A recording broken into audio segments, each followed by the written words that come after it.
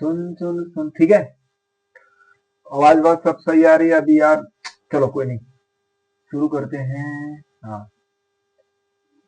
हो लेक्शन मोशन, गति, जिसे हिंदी में बोलते हैं गति, अंग्रेजी में बोलते हैं मोशन।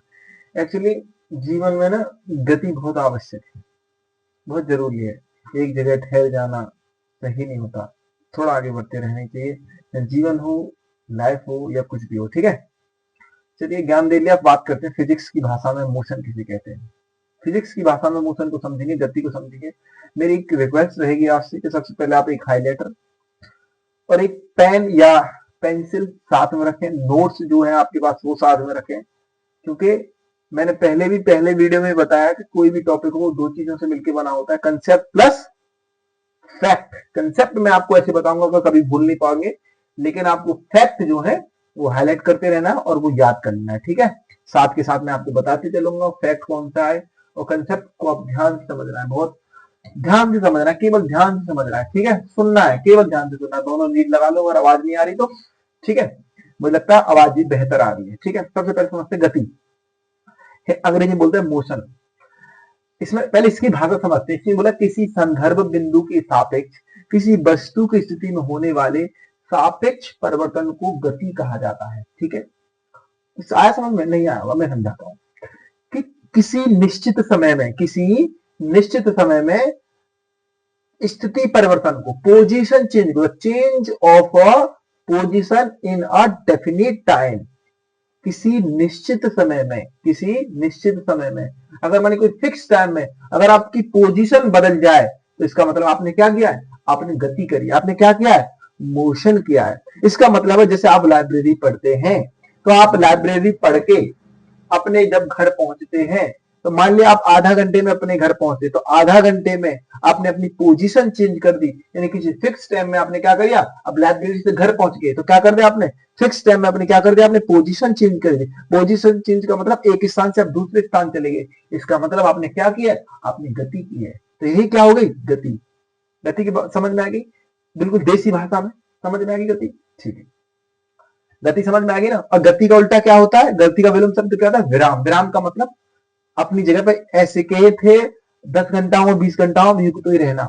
मैं अगर इस कुर्सी पे बैठा हूं तो 10 घंटे बाद भी आप मुझे देख रहे हैं तो मैं फिर भी उस कुर्सी पे बैठा हूं, इसका मतलब कौन सी अवस्था में? विराम अवस्था में। अगर मैंने 10 घंटा में अगर पोजीशन चेंज कर दी अपनी, या किसी फिक्स टाइम में पोजीशन चेंज कर दी, तो मैंने क्या किया? गति। गति समझ में आ गई? नहीं आ गई? चलो मैं आपको 4 टर्म्स बताऊंगा। 4 टर्म्स को आप बहुत ध्यान से समझना है। सबसे पहले हम बात करेंगे दूरी को, फिर हम बात करेंगे विस्थापन को, फिर बात करेंगे हम चाल को, फिर बात करेंगे हम किसको? वेग को। बाकी बीच के टॉपिक उनको सबको मैं बताऊंगा। सबसे पहले हम 4 टॉपिकों को समझो। कौन कौन से 4 टॉपिक बताए मैंने? ध्यान से सुनो। पहले मैंने सबसे पहला टॉपिक बताया आपको दूरी, फिर मैं आपको बताऊंगा विस्थापन, फिर बताऊंगा मैं आपको चाल, फिर बताऊंगा मैं आपको वेग। उसके साथ सारे टॉपिकों को लेकर चलेंगे, ठीक है। सबसे पहले दूरी को समझो, पहले इसकी पढ़ते फिर अपनी बताएंगे। पहले इसमें क्या लिखा है? यह दिशा की परवाह किए बिना। हाँ मुझे लगता है इससे पहले भी एक और टॉपिक हमें जानना चाहिए। ये देखो, ये आपको बताता हूं मैं कि एक दो बेसिकली फिजिक्स में 2 तरह की क्वांटिटी होती है। क्या तरह की क्वांटिटी होती है? 2 तरह की, अदिश राशि और सदिश राशि। अदिश राशि वे राशियां होती है जिसमें दिशा नहीं होती है, केवल उसका संख्यात्मक मान होता है, न्यूमेरिकल वैल्यू होती है उसकी, ठीक है। सदिश सदिश राशि वो होती है जिनमें दिशा होती है और न्यूमेरिकल वैल्यू भी होती है। तो वो कौन सी होती है? सदिश राशि। अरे समझ नहीं आया गौरव, ठीक से समझाओ। चलो ठीक से समझाते हैं, मेरी बात सुनो। सफ और साथ, सफ और साथ, सफ और साथ, सफ और साथ, साथ होना बहुत जरूरी है। किसका? दिशा का साथ होना, ठीक है। दिशा का साथ होना। सदिश राशि में साथ होती है क्या? दिशा साथ होती है। न्यूमेरिकल वैल्यू तो होगी ना। सदिश राशि वे राशि होती है जिसमें साथ होती है कौन? दिशा प्लस न्यूमेरिकल वैल्यू। वे राशि जिनमें दिशा और न्यूमेरिकल वैल्यू होती है वो सदिश राशि कहलाती है। बिल्कुल आप तो समझ में आएगा। अब समझो अदिश राशि। अदिश राशि का मतलब अफ और अलग, अलगाव, सेपरेशन, ठीक है, ब्रेकअप। अगर अफ और अलग मतलब मैंने शब्द टर्मिनोलॉजी थोड़ा सा अपनी बातों को मैं एक सही तरीके से बताऊंगा आपको, मतलब थोड़ी सी हंसी मजाक टाइप में, तो आपको समझ में आ गया। अफ और अदिश, अफ और अलग मतलब अफ और अदिश, अफ और अलग। अलग मतलब इसमें अलग होती है क्या? दिशा। मतलब इसमें दिशा नहीं होती है, दिशा नहीं होती है, केवल क्या होता है, संख्यात्मक मान होता है। मतलब वे राशियां जिनमें केवल संख्यात्मक मान होता है, दिशा नहीं होती है, उन्हें अदिश राशियां कहते हैं। मेरी बात समझ रही? सदिश राशि के पास डायरेक्शन होती है, अदिश राशि के पास डायरेक्शन नहीं होते हैं, न्यूमेरिकल वैल्यू दोनों होती है। बात समझिए। अदिश राशि के एग्जाम्पल है दूरी, चाल और समय। और सदिश राशि के कौन कौन से? विस्थापन, वेग। हालांकि और भी होते हैं, लेकिन फिलहाल के लिए ये समझ लो। ये दो बात समझ में आ रही है? अब समझते हैं जो हम समझाना चाह रहे हैं आपको।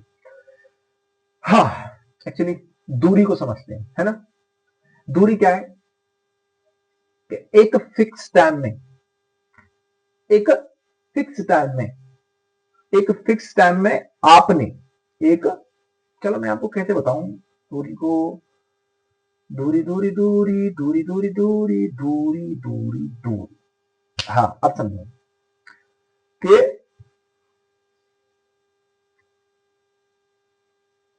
आप अपने में दोनों को डिफरेंस करके बताता हूं, दूरी और विस्थापन। दूरी और विस्थापन, पहले इसकी परिभाषा हम इसी से पढ़ते हैं, फिर एग्जांपल से बताते हैं। पहले दूरी क्या है? यह दिशा की परवाह किए बिना वस्तु द्वारा तय किए गए पथ की कुल लंबाई को संदर्भित करती है, यह एक अदिश राशि है। वो तो हमने बता दी, लेकिन इसकी डेफिनेशन है कि यह दिशा की परवाह किए बिना किसी वस्तु द्वारा तय किए गए पथ की कुल लंबाई को संदर्भित करती है। अच्छा, ये दूरी समझ में ना आएगा मुझे पता है, कोई नहीं, मैं समझाऊंगा। विस्थापन का यह प्रारंभिक और अंतिम बिंदुओं के बीच का सबसे छोटा मार्ग होता है, और यह एक सदिश राशि है। हाँ, ठीक है। तो आपने मान लिया आपकी दो दोस्त हैं और आप हैं, कहां पे खड़ी हैं? अपने जो ग्राउंड फ्लोर वाला गेट है वहां पर खड़ी हैं। आपने अपने दोस्तों से बोला कि जाओ, आप घर से थोड़ा बाहर जाओ, है ना। उन्होंने बोला कि बाहर जाओ। दोनों के हाथ में क्या है? धागा है। कौन सा धागा है? रील वाला धागा, मतलब बहुत ज्यादा उनका धागा लेके आएंगे, है ना। और शर्त क्या है? जब तुम घर से जाएंगे, जब यहां से चलना शुरू करेंगे गेट से, तो अपना धागा छोड़ते हुए जाएंगे, मतलब जितना आप दूरी चलेंगे उतना धागा छोड़ते हुए जाएंगे। तो एक, मान लिया आपकी एक दोस्त है ए है, एक दोस्त है बी, तो मुझे नाम तो पता नहीं, ए दोस्त है, एक बी दोस्त है। ए दोस्त ने बोला था ठीक है। ए ने कहा क्या किया कि वो तुम्हारे गेट से धागा छोड़ते हुए निकली, वो कहां होकर निकल गई? सीधे मान ली जहांगीरपुरी से किधर, वो निकल गई निरंकारी चौक, निरंकारी चौक से नई दिल्ली होते हुए दोबारा से पहुंची कहां पे? दोबारा से कहां पे पहुंची? वो कौन सी मंडी है? अरे कौन सी? आजादपुर मंडी। आजादपुर मंडी से दोबारा जहांगीरपुरी पहुंच के अब तुम्हारे घर से 10 कदम दूरी पर वो रुक गई, और जितनी भी दूरी उसने चली है वहां पर धागा फैलाते हुए चली है। कितनी? धागा फैलाते हुए चलिए, ठीक है। अब जो बी दोस्त है, बी दोस्त ने क्या काम किया? बी दोस्त ने कहा ठीक है मैं भी चलता हूं। बी ने क्या काम किया? वो धागा फैलाते हुए 10 कदम चली और सीधा रुक गई। कितनी चली है? 10 कदम चली है और सीधा रुक गई। जब आप तुमने देखी घर से ऊपर से नीचे आए, कहा देखी कि भाई ये मेरी दोस्त आई या नहीं वापस आई। जब आपकी दोस्त वापस आई तो आपने देखा कि दोनों ही घर से 10 कदम की दूरी पर है। तो आपने देखा कि दोनों ही घर से 10 कदम की दूरी पर, इसका मतलब चीजें तो समान है, लेकिन वो चीजें समान नहीं है। अब ए ने कितनी दूरी चली है? मान ली ए ने पूरा धागा फैला, ए ने, जब आपने ए का धागा देखा तो तूने कितना धागा फैला है, तो उसमें पूरा धागा आपने देखा तो तुमने देखा कि वो 5 किलोमीटर के लगभग वाले धागा फैला दिया है। लेकिन अंत में वो भी तुम्हारे घर से 10 कदम की दूरी पर है, और लेकिन बी केवल 10 कदम चली है, वो भी तुम्हारे घर से 10 कदम की दूरी पर। इसका मतलब है कि दूरी क्या होती है कि जितना भी तुमने रास्ता तय किया, जितना भी तुमने रास्ता तय किया है बिना सोचे समझे मुंह उठा के, तो वो क्या होगी? तुम्हारी दूरी। लेकिन आपने अपने घर से या अपनी एक फिक्स पॉइंट से अगर आप चले तो वहां की जो मिनिमम डिस्टेंस होगी, एटलीस्ट डिस्टेंस जो होगी, उसे क्या बोलते हैं? विस्थापन। उसे क्या बोलते हैं? विस्थापन। बात आई समझ में? दूरी और विस्थापन का थोड़ा बहुत मतलब समझ में आया? अभी नहीं आया, मैं फिर से बताता हूं। मान लिया जहांगीरपुरी क्या है? मेट्रो स्टेशन है। जहांगीरपुरी मेट्रो स्टेशन दो दोस्त द्वारा से ए है और बी है। एक दोस्त ने क्या काम किया कि वो तुम्हारे, उन्होंने ए तुमने फोन करके बोल दिया आ जाओ मेरे घर आ जाओ, ठीक है। तो एक दोस्त सीधी बी, जो बी वाली दोस्त, जो ए वाली दोस्त, वो बी वाली जो दोस्त है, वो सीधी जहांगीरपुरी से गई और अपनी गली में पहुंची, तुम्हारी वाली गली में, और सीधे घर तक पहुंच गई, सीधी एकदम से मिनिमम डिस्टेंस तय करके, मतलब 50 मीटर चली होगी तुम्हारे घर पर पहुंच गई। लेकिन ए वाली ने क्या काम किया? वो दोबारा से आगे निकल के पूरे आगे चल के जहांगीरपुरी से आगे मुड़ के दोबारा से, क्या नाम है, कहां पे आई? किधर आई? कौन दोबारा से रामगढ़ की तरफ आई और दोबारा से उस वाले रास्ते से घर पे आई तुम्हारे, लेकिन तुमने देखा है दोनों ही घर पे आ गई। तुमसे पूछा कि भाई तुम कितना किलोमीटर चल के आएंगे, तो ए ने बोला मैं तो 6 किलोमीटर चल के आएंगे, बी ने बोला तो मैं तो 85 मीटर चल के आऊंगा। इसका मतलब है कि जो ए द्वारा जो चीजें तय करी गई है वो क्या है, दूरी है, क्योंकि उसने इतना लंबा एरिया कवर करके वो पहुंची है। लेकिन जो बी है वो एटलीस्ट डिस्टेंस, मतलब कम से कम जो दूरी चलनी होती थी तुम्हारे घर और मेट्रो स्टेशन के बीच की दूरी जो कम से कम हो सकती है वो क्या होगी, विस्थापन होगी। और जो ज्यादा से ज्यादा दूरी हो सकती है तुम्हारे घर और जो फिक्स पॉइंट है मेट्रो स्टेशन के बीच की दूरी, वो क्या होगा, दूरी होगी। और एटलीस्ट जो डिस्टेंस होगा वो क्या होगा, विस्थापन होगी। दो तरीके से समझ नहीं आई, अब समझो इसके तरीके से। मेरी कॉल आ गई, हेलो, अभी कर दो, मैं थोड़ी देर में, है ना, अभी एक थोड़ा सा मैं पढ़ रहा हूँ, अभी करूंगा तुम पर जस्ट, है ना, जस्ट कर रहा हूँ फोन, ठीक, अभी करूंगा थोड़ी देर में, है ना, ठीक। हाँ, अब देखो तीसरी बार और समझाने की कोशिश करता हूं। मान ली ये पॉइंट ए है ना, और ये पॉइंट बी है ना। एक व्यक्ति को यहां से यहां पहुंचना है, यहां से ए से बी पहुंचना है। अगर ए से बी पहुंचना है तो एक तो गया यूं करके यूं करके यूं करके यूं करके यूं करके यहां पहुंच गया, और एक सीधा सीधा एटलीस्ट डिस्टेंस, कम से कम ए और बी के जो बीच की दूरी होती है वो वाला रास्ता तय किया। तो कम से ए से बीच की दूरी जो कम से कम हो सकती थी, कम से कम जो हो सकती थी उसे कहते हैं विस्थापन। और अधिक से अधिक जितनी आप चाहते हैं उतना भी चलना चाहते तो वो कहलाती है दूरी। बात आती समझ, दूरी और विस्थापन का मतलब समझ गए। दूरी का मतलब दो बिंदुओं की अधिकतम दूरी हो सकती है जितना आप चाहते हैं। विस्थापन क्या होते हैं, दो बिंदुओं की एटलीस्ट कम से कम दूरी होती है। एक बार समझ में आ गई, अब समझो दूरी। दूरी में मुंह उठा के चल देते, दूरी में कैसे चल देते, मुंह उठा के मतलब बिना किसी दिशा के मुंह उठा के चल दिया, मतलब दूरी। लेकिन अगर आप एटलीस्ट डिस्टेंस कवर करना चाहते हैं या मिनिमम डिस्टेंस कवर करना चाहते हैं फिक्स पॉइंट पर पहुंचने के लिए, तो आपको डायरेक्शन का भी ध्यान रखना पड़ेगा। तो मैं इस डायरेक्शन से जाऊंगा तो मिनिमम डिस्टेंस कवर कर लूंगा। इसका मतलब विस्थापन को चलने के लिए हमें किसी दिशा की आवश्यकता पड़ती है, या तो दिशा की आवश्यकता पड़ती है, मतलब ये सदिश राशि है। दूरी कैसी है, मुंह उठा के चल देता मतलब अदिश राशि। क्लियर, आगे समझो। मैंने 4 पॉइंट बताए, अब मेरी बात सुनना, थोड़ा सा मैं कलर को चेंज कर लेता हूं। मुझे ना पिंक कलर लड़कियों को बहुत पसंद होता है। कहाँ है पिंक कलर, मुझे पहचानना ही नहीं आ रहा पिंक कौन सा है इसमें। ये मान लेते पिंक कैसा है, ये होगा मेरी, ठीक है। अब देखो दूरी, अब दूरी की बहन कौन होती है, अब देखिए दूरी की बहन होती है चाल। दूरी की बहन कौन होती है, चाल। ये देखो दूरी की बहन कौन होती है, चाल। बहन कैसी होगी मैं बताऊंगा, कि जिस प्रकार दूरी कुछ मुंह उठा के चला जाता है, सेम उसी प्रकार चाल को भी मुंह उठा के चला जाता है। कैसे समझो कि चाल क्या होती है, पहले इसको पढ़ते हैं। यह वह दर है जिससे गति की दिशा की परवाह किए बिना समय के साथ किसी वस्तु की स्थिति में परिवर्तन होता है। नहीं समझ में आएगा, हम समझाएंगे। एक्चुअली चाल का तो एक फिक्स टाइम में, देखो 1 सेकंड में आपने 1 सेकंड में कितनी दूरी तय करी है, 1 सेकंड में आपने कितनी दूरी तय करी है, वो तुम्हारी चाल कहलाएगी। 1 सेकंड में मान लिया आप 1 सेकंड में, मान लिया आप 1 सेकंड में 10 कदम दूरी चल जाते हो, तो आपकी चाल क्या हो गई, 10 कदम पर सेकंड, 10 कदम पर सेकंड। अगर आप 1 सेकंड में 5 किलोमीटर चले जाते हो तो आपकी चाल होगी 5 किलोमीटर पर सेकंड। बात समझ रहे हो, 1 सेकंड में कितनी आपने दूरी तय करी है, 1 सेकंड में आपने कितनी दूरी तय करी है उसे चाल कहते हैं।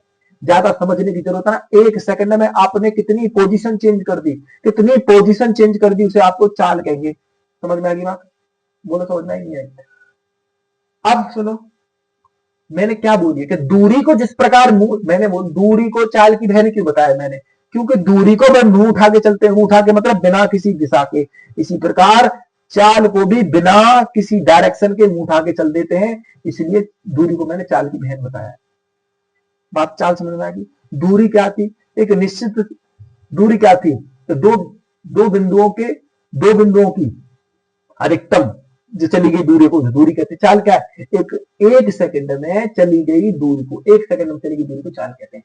चाल का मात्रक मीटर पर सेकंड होता है। अगर आपने कोई क्रिया करी है तो उसे नापेंगे कैसे, हाउ टू मेजर, अगर हम कोई क्रिया करें हम उसे मेजर कैसे करेंगे, इसलिए हम उसे चाल को मेजर मीटर पर सेकंड में करते हैं।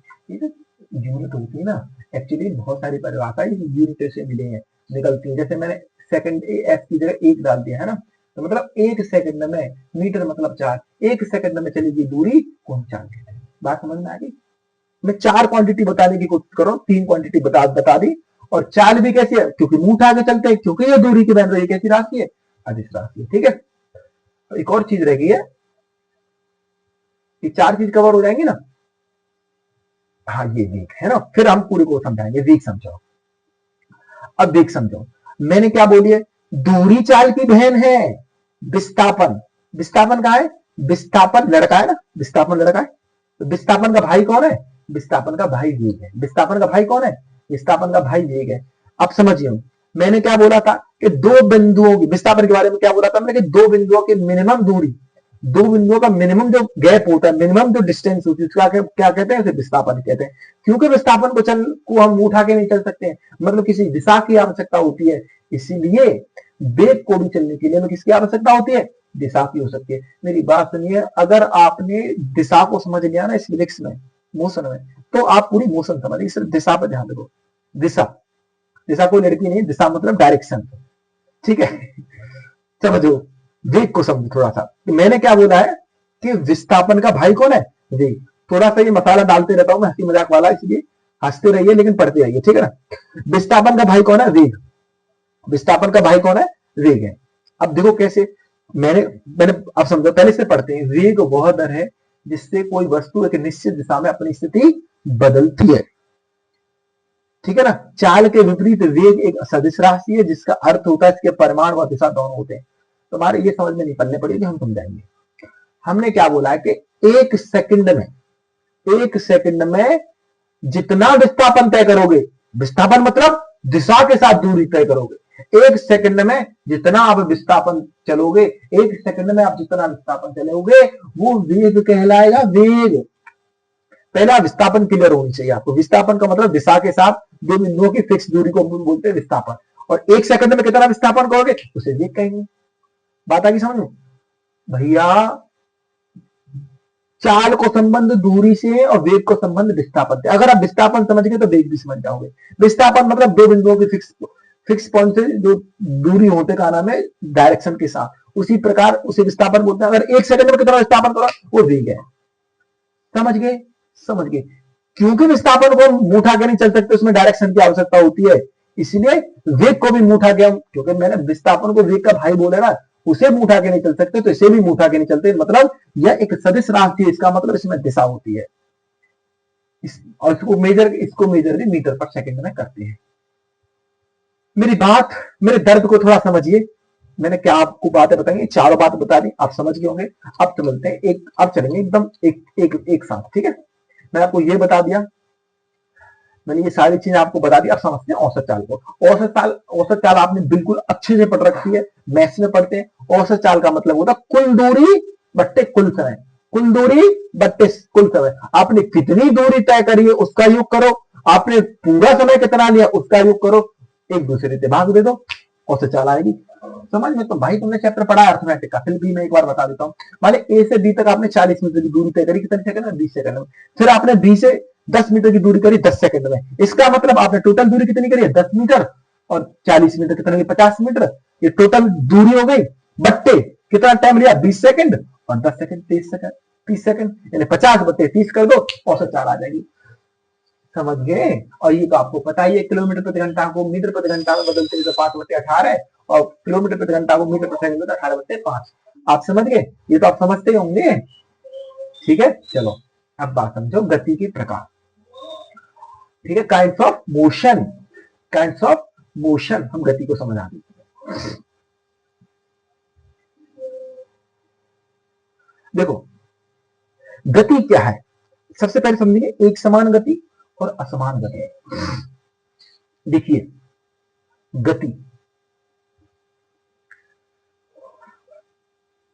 मैं एग्जांपल से बताता हूं एक समान गति को। मान लिया एक हाईवे पर दो कार चल रही हैं, कार ए और कार बी। कार ए और कार बी, ठीक है, वो क्या चल रही है, वो 50 किलोमीटर प्रति घंटा की स्पीड से चल रही है। कितने की स्पीड से, दोनों कितने की स्पीड से चल रही है, 50 किलोमीटर प्रति घंटा की स्पीड से। और किस दिशा में चल रही है, नॉर्थ दिशा में, मतलब सीधी रेखा में चल रही है। किस दिशा में चल रही है, नॉर्थ में चल रही है, मतलब सीधे चल रही है। दोनों की डायरेक्शन कैसी है, सेम है। अगर दोनों की डायरेक्शन सेम है, दोनों समान स्पीड से चल रही है, तो उनकी गति को एक समान गति कहते हैं। अगर आप इसको पढ़ोगे तो दिमाग खराब हो जाएगा। एक समान गति की विशेषता यह है कि कोई एक वस्तु सीधी रेखा में नियत वेग से चलती है, जिसका अर्थ है वह समय के समान समान अंतराल में समान दूरी तय करती है, जिसके परिणाम स्वरूप त्वरण को भी बताएंगे ये क्या है ना। फिलहाल इतना समझ गए आप। जो लिख रहे हैं इसका मतलब ये होता है कि आप जब दो वस्तुएं समान दिशा में समान दूरी समान चाल से चलती हैं, तो उनकी एक समान गति होती है। असमान गति को भी आइडेंटिफाई करवाता हूं मैं, आप एग्जाम्पल से समझोगे, समझ में आ गया।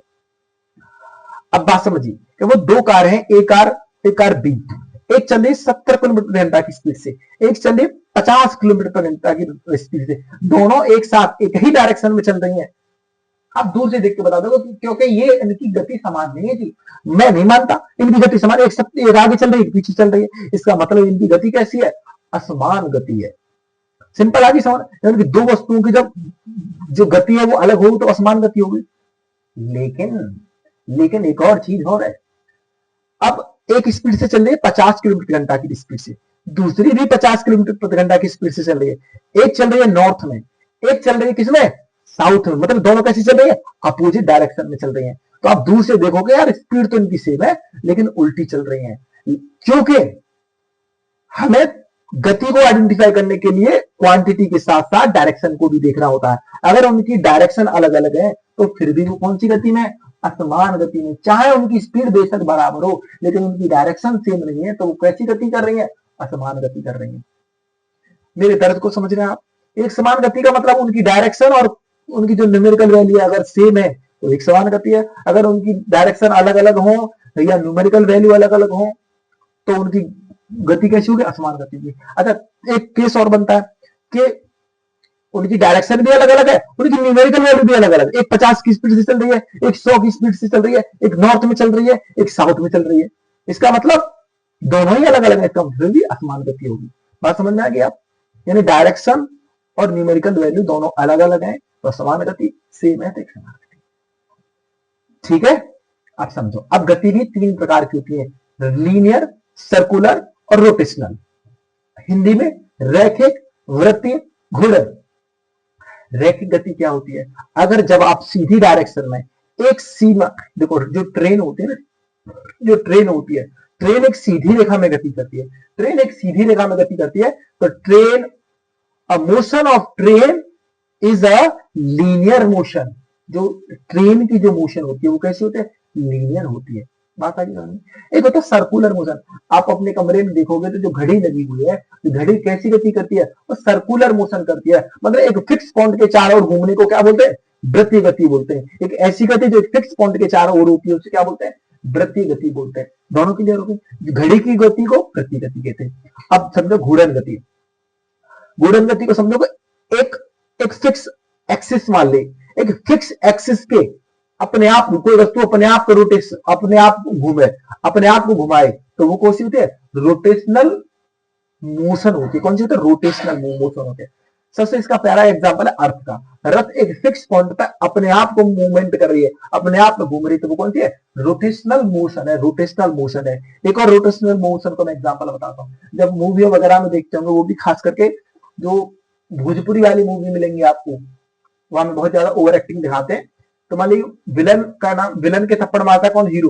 तो हीरो जब विलन के थप्पड़ मारता है तो जो विलन होता है वो अपनी जगह पे 3-4 बार चक्कर घूम घूम के गंदे तरीके से घूमता है और फिर गिरता है। मतलब जब गंदे तरीके से अपने जब घूमता है ना वो थप्पड़ मारने से, तो वो अपनी जगह पे कौन सी गति कर रहा होता है, घूर्णन गति।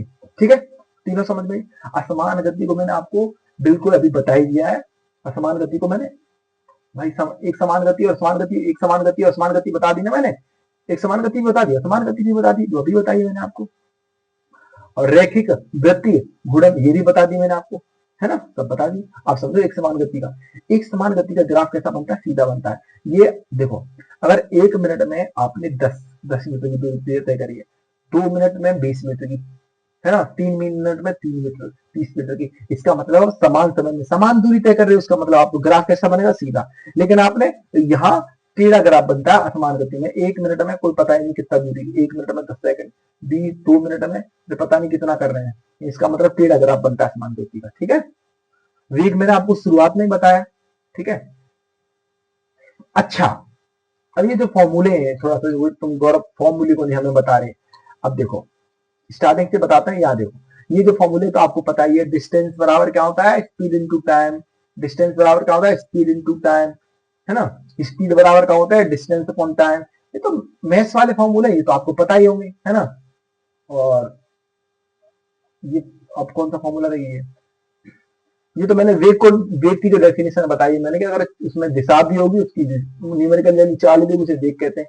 वेग बराबर क्या होता है, ये देखो, वेग बराबर क्या होता है, डिस्प्लेसमेंट अपॉन टाइम। वेग बराबर क्या होता है, डिस्प्लेसमेंट अपॉन टाइम, विस्थापन बटे समय। अरे देखा जाए ना तो वेग को देखो, याद तो बोलेंगे नई चीज कैसे है भाई, वेग को मतलब वेग और चाल एक जैसे होते हैं ना, मतलब डायरेक्शन कोई तो अंतर होता है, वेग और चाल, है ना। तो वेग चाल, जैसे हम अरे ऐसे मत समझो, कंफ्यूज और हो जाऊंगे। सीधा याद रखो, सीधा याद इतना रखने के, वेग बराबर क्या होता है, विस्थापन अपॉन समय, डिस्प्लेसमेंट अपॉन समय, ठीक है। विस्थापन को भैया डी बोलते हैं, डी, है ना, डिस्प्लेसमेंट, ठीक है। बात समझ में आएगी। आप समझो त्वरण, त्वरण बहुत बढ़िया चीज है। त्वरण के पप्पा जी है, कौन के पप्पा जी है, वेग और विस्थापन के पप्पा जी कौन है, त्वरण, एक्सेलरेशन, अंग्रेजी में क्या बोलते हैं, एक्सेलरेशन। अब मेरी बात समझो, त्वरण को बहुत ध्यान से समझना।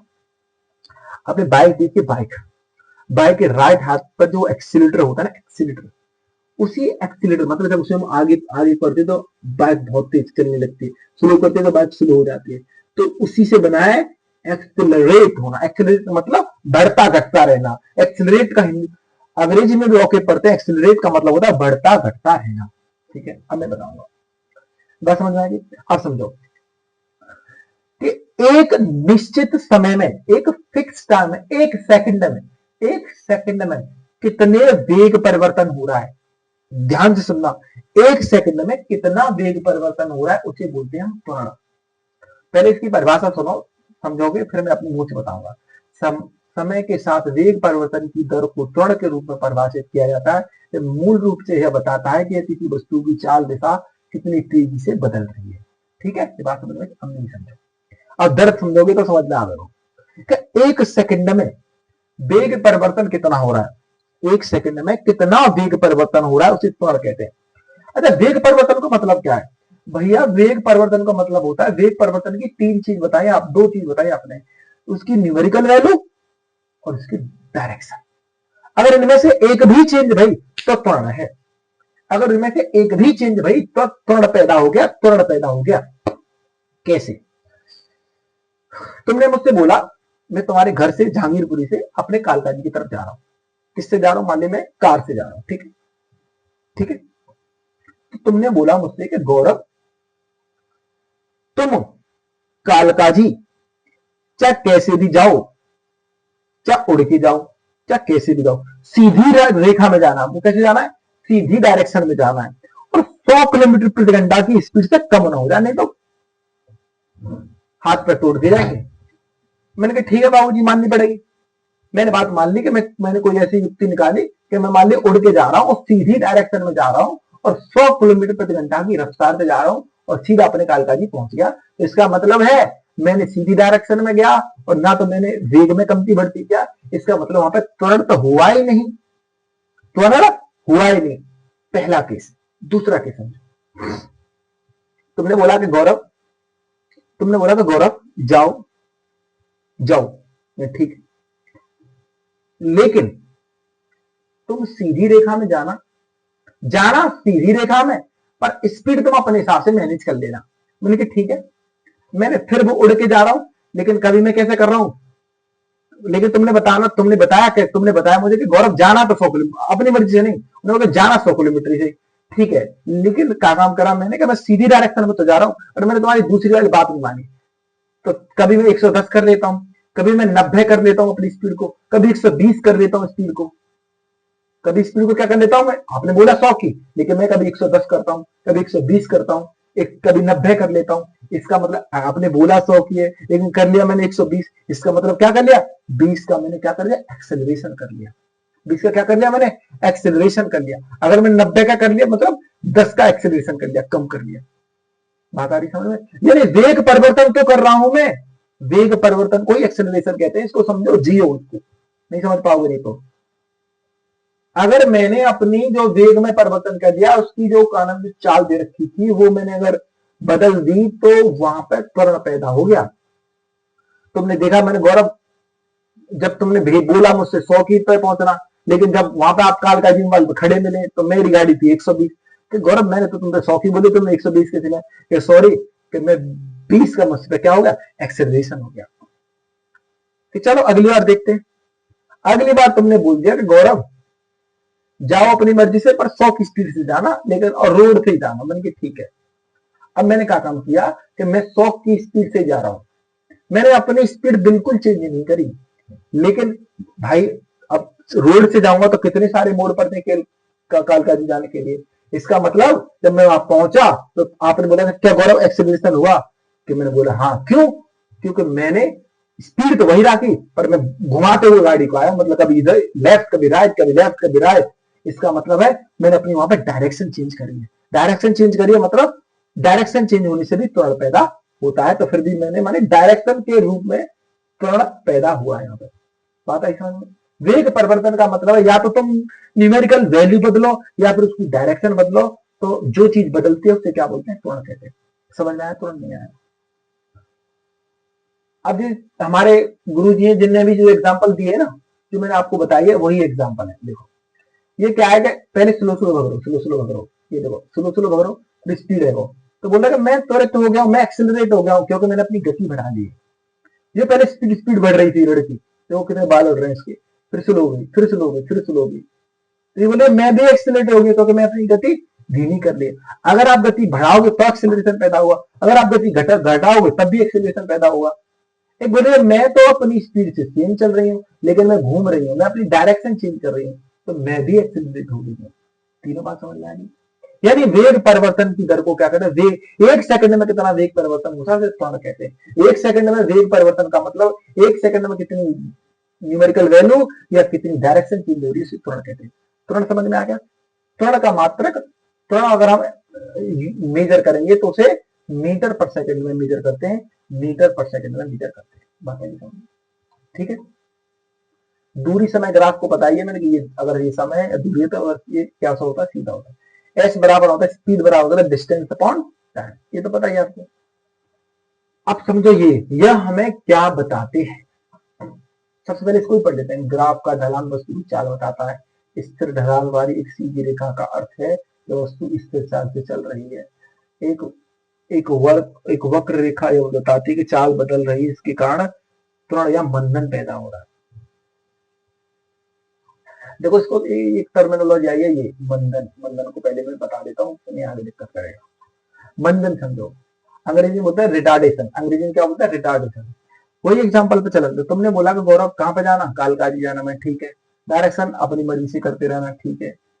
लेकिन स्पीड 100 पे जाना है, मैं ठीक है। तुमने बोला स्पीड पे मैं जा रहा हूँ किस पे, 90 पे। तो मैंने 10 का रिटार्डेशन, हालांकि वो भी एक्सेलरेशन ही तो है, हुआ तो वेग में परिवर्तन ही है, लेकिन जहां कमी होती है ना, जहां नेगेटिव, आपने 100 की बोला था, मैं लेके जा रहा हूं 90 पे, पूरा नेगेटिव एक्सेलरेशन हुआ ना। तो इसी नेगेटिव एक्सेलरेशन को क्या बोल देते हैं, मंदन रिटार्डेशन बोल देते हैं। बात है कि समझ में। अब इसको समझते हैं।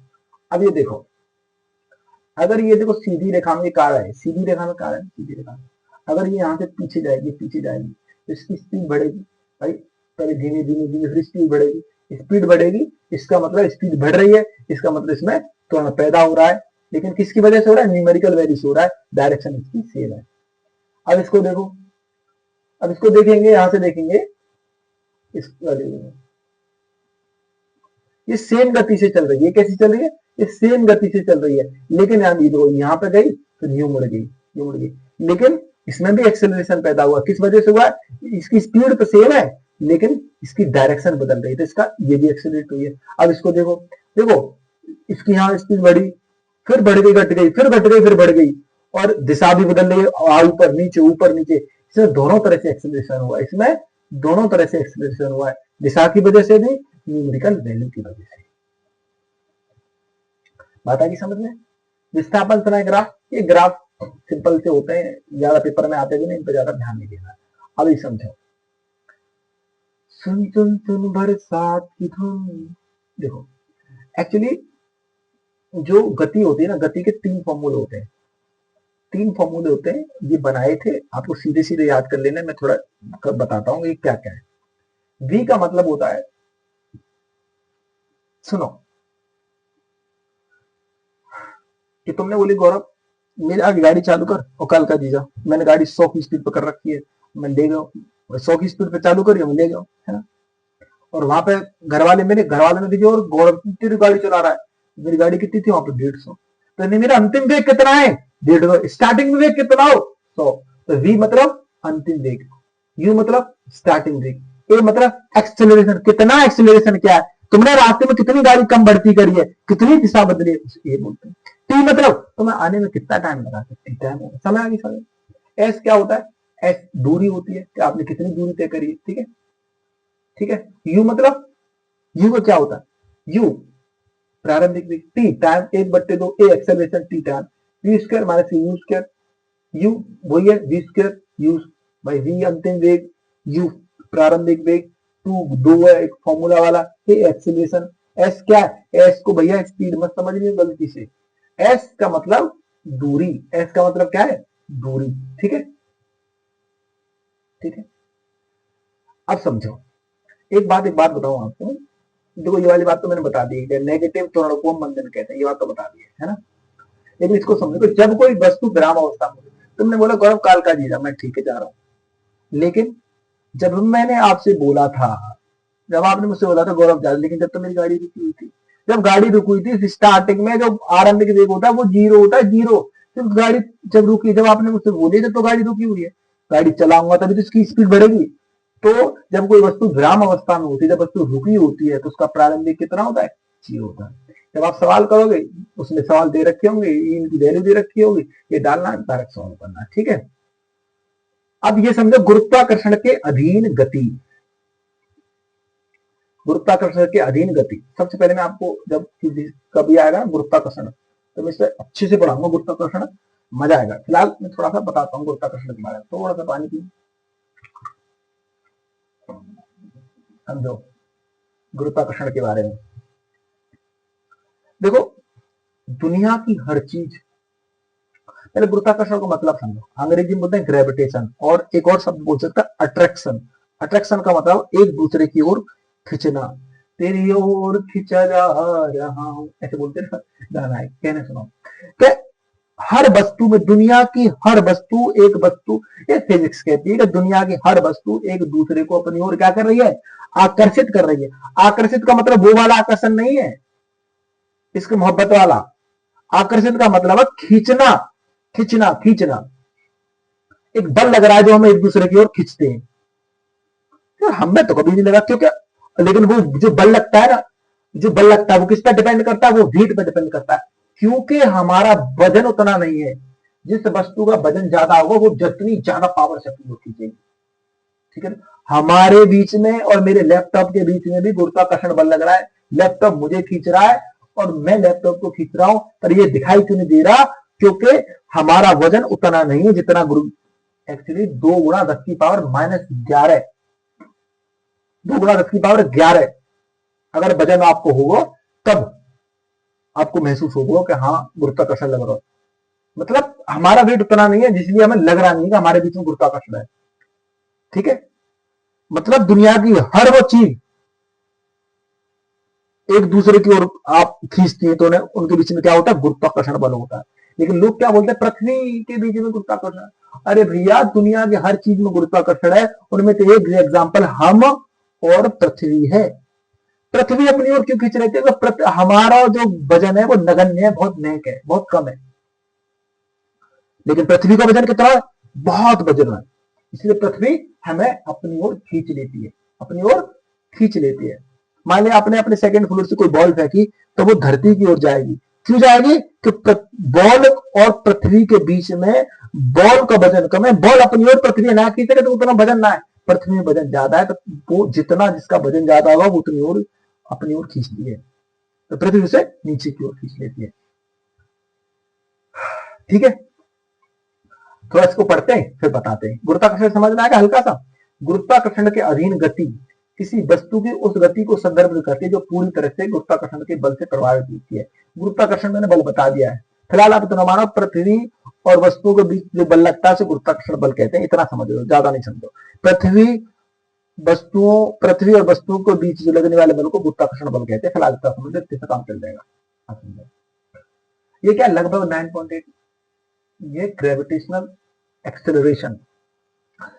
मान लिया कि आपने अपने सेकंड फ्लोर से एक बॉल फेंकी और वो कितनी स्पीड से रहेगी, जब तक बॉल तुम्हारे हाथ में तो वो 0 स्पीड होगी ना, जैसे ही आपने छोड़ी तो हर सेकंड उसकी जो स्पीड बढ़ेगी, हर सेकंड उसकी जो स्पीड बढ़ेगी वो 9.8 बढ़ेगी। यानी पृथ्वी हर सेकंड जब अपनी ओर खींचती है तो उसकी स्पीड हर सेकंड में 9.8 बढ़ जाती है। हर सेकंड में कितनी बढ़ जाती है, 9.8 बढ़ जाती है। और अगर ये 9.8 बढ़ जाती है, इसे अगर 9.8 बढ़ेगी मतलब एक्सेलरेशन वही तो हो गया ना, बढ़ना 9.8, क्योंकि ये पृथ्वी खींच रहे हैं तो इसे बोलते हैं ग्रेविटेशनल एक्सेलरेशन। तो वो कितना होता है, इसका मान फिक्स होता है 9.8, लेकिन जब हम सवालों को करते हैं ना तो कभी कभी इसका मान सीधा सीधा हम 10 भी रख लेते हैं। ठीक है, बात आ गई समझ में। अब समझो ये फॉर्मूले देखो कि एक्चुअली ये तीनों फॉर्मूले यही हैं, लेकिन ये तीनों फॉर्मूले ऐसे यही हैं कि वहां पर जो एक्सेलरेशन होता है वो वहां पे ग्रेविटेशनल, भाई नॉर्मल जो चीज, अगर हम ये वाले जो फॉर्मूले कैसे थे, सीधी डायरेक्शन वाले थे, वो सीधा चल रहा है, लेकिन ये अर्थ के बीच में, ये अर्थ और हमारे बीच में, तो वहां पे जो एक्सेलरेशन नहीं लगेगा, वहां पे एक ही जगह क्या है, जहां जहां ए है वो हमारा जी जी हो जाएगा, जी जी जी, मतलब ग्रेविटेशनल एक्सेलरेशन। और जहां जहां देखो अगर वैसे तो चलेंगे तो सीधे चलेंगे तो वो क्या होगी, डिस्टेंस, मतलब दूरी होगी। लेकिन अगर पृथ्वी, अगर आपके सेकंड फ्लोर और धरती के बारे में देखें तो वो तो क्या होगी, हाइट होगी ना, हाइट। तो वहां पे जो दूरी होती है वहां दूरी नहीं देखते, वहां पे हाइट लिख देते हैं। ठीक है, जहां एस है वहां एच हो जाती है, जहां जी, जहां ए है जहां जी हो जाती है।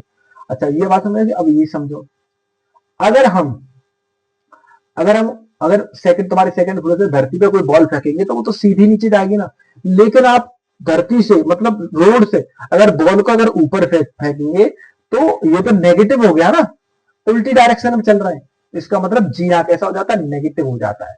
अगर अगर पृथ्वी कोई वस्तु ऊपर से नीचे फेंकी जाए, ऊपर से नीचे नहीं, नीचे से ऊपर फेंकी जाए तो वहां पर जी कैसा हो जाता है, जी माइनस हो जाता है, जी कैसा हो जाता है, माइनस हो जाता है। बात है समझ में।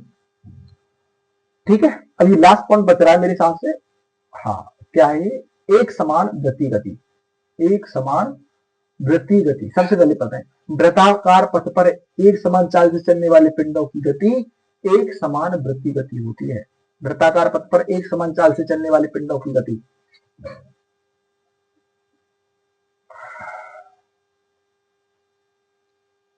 वृत्ताकार पथ पर, ठीक है, जैसे मान लीजिए कुछ सर्कल बनाते हैं आपके लिए, सब सुनो।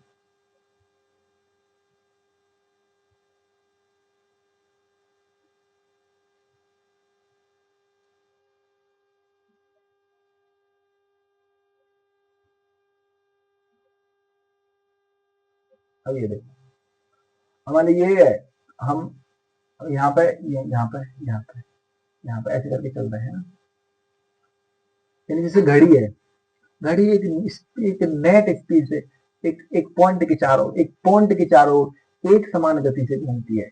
जब पॉइंट के चारों एक समान गति से घूमती है तो उसे क्या बोलते हैं, एक समान गति गति। जब कोई वस्तु एक पॉइंट के चारों एक समान गति से मूव करती है तो उसे एक समान गति कहते हैं, एक समान वृत्तीय गति कहते हैं। एक समान क्या कहते हैं, वृत्तीय गति कहते हैं, वृत्तीय गति कहते हैं। और इसमें जो एक्सेलरेशन पैदा होता है वो क्या होता है, v square upon r, v square upon r, v square upon r. इसी का सीधा फॉर्मूला था ना, याद कर लेना। ठीक है, ये एक समान गति गति समझ आई ना आई, मतलब एक फिक्स पॉइंट के चार और एक समान गति से करना, एक समान गति है। घड़ी कैसी है? एक समान गति करे। वृत्ति मतलब सर्कुलर, सर्कल मतलब सर्कल। एक और समझो, वृत्ताकार पथ पर एकमात्र चाल से चलने वाले पिंडों की गति एक समान गति कहा जाता है। ये जो भी होता है, एक समान गति में गतिमान पिंडों के लिए वस्तु द्वारा चाल स्थिर रहेगी, वेग नहीं। आहा, वही बात है। क्योंकि देखो, मेरी बात सुनो, मेरी बात सुनो, क्या समझिए। भले मैं 10 मीटर पर सेकंड की गति से इसके चक्कर लगा रहा हूँ, ठीक है, लगा रहा हूँ, यहाँ पहुंचा, यहाँ पहुंचा, यहाँ पहुंचा, यहाँ पहुंचा, यहाँ पहुंचा, यहाँ पहुंचा, यहाँ पहुंचा, लेकिन मेरी चाल, तुमको वाह वाह वाह गौरव वाह, चाल बहुत समान करिए तुमने, तो समान चलो भाई।